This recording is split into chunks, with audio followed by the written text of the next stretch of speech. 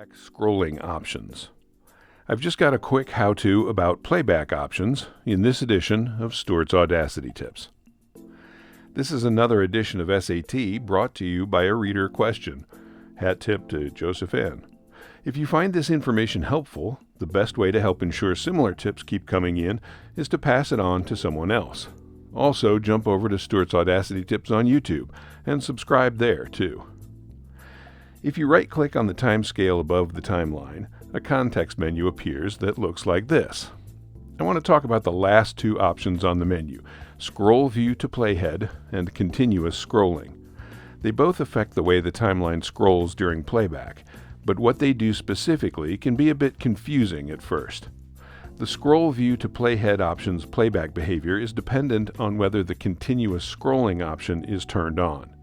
If continuous scrolling is on, the playhead will move to the center of the timeline window and the timeline will scroll across the window, keeping the playhead in the middle, regardless of whether Scroll View to Playhead is on or off.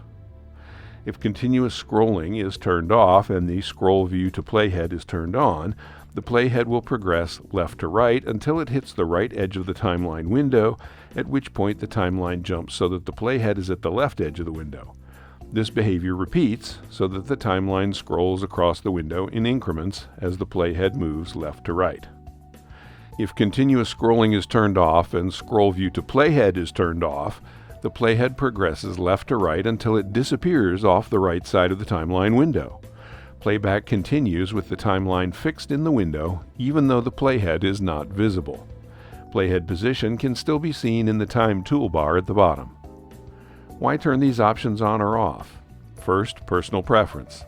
Second, each combination of options takes a different amount of resources and impacts performance differently. In order of least to most resources used, the combinations are 1. Both options off, 2. Continuous off, scroll view on, 3. Continuous on, state of scroll view is irrelevant.